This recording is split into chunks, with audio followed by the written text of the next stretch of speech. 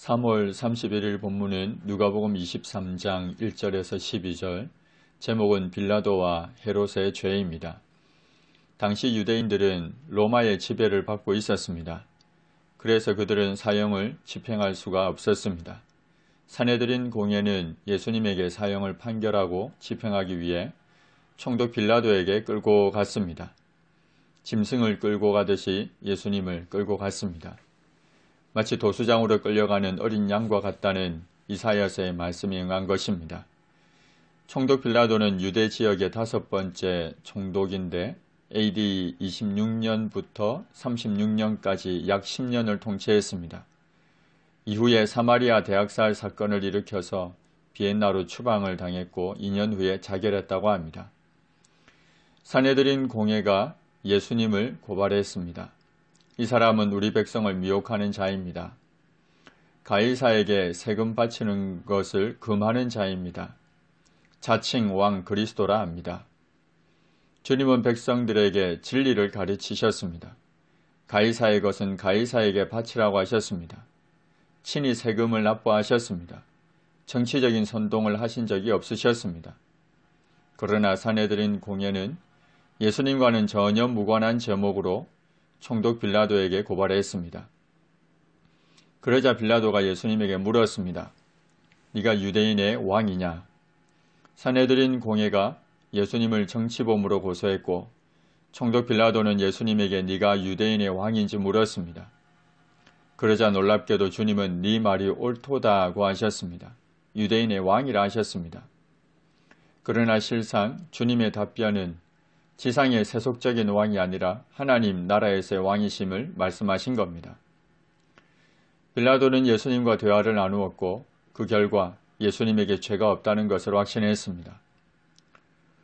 고소가 종교적인 문제에서 야기되었음을 깨닫고는 그들의 법으로 재판할 것을 명하기도 했습니다. 그리고 대제사장들과 무리에게 내가 보니 이 사람에게 죄가 없도다 라고 했습니다.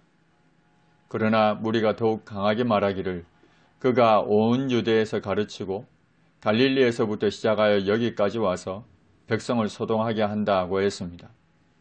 이 말을 들은 빌라도는 죄 없는 자에게 사형을 판결할 수도 없겠고 그렇다고 무죄라고 하면 밀란이 일어날 것 같고 곤란한 상황에 처했습니다. 이러한 상황에서 벗어나고 싶었습니다. 재판관으로서 정의를 구현하기보다 곤란한 상황을 피하려고만 했습니다. 그래서 사람들이 갈릴리에서부터라고 하는 말을 듣고는 예수님이 갈릴리 사람인지 물었습니다. 그리고는 갈릴리 지역은 헤롯의 관할에 속해 있었기 때문에 예수님을 헤롯에게로 보냅니다. 여기서 헤롯은 BC 4년부터 AD 39년까지 갈릴리와 베레아 지역을 통치했던 헤롯 안티파스를 가리킵니다. 세례 요한을 죽였던 자입니다.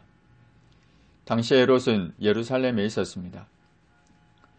헤롯 안티파스가 예수님을 보고 매우 기뻐했습니다. 기뻐한 이유는 예수님에 대한 소문을 익히 들었고 그래서 예수님이 이적을 행하실 것을 기대했기 때문입니다. 그의 관심은 예수님에 대한 재판보다 그의 이적에 있었습니다.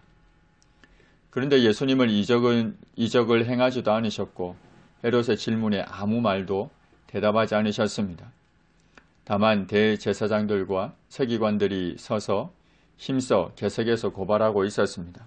결국 헤롯은 자신이 원하는 것을 보지 못하고 자신의 군인들과 함께 예수님을 업신여기며 희롱하고 빛난 옷을 입혀 빌라도에게 다시 보냈습니다. 당시 헤롯과 빌라도는 서로 좋지 않은 감정을 가지고 있었습니다. 그런데 예수님을 신문하고 재판하는 당일에는 서로 친구가 되었습니다.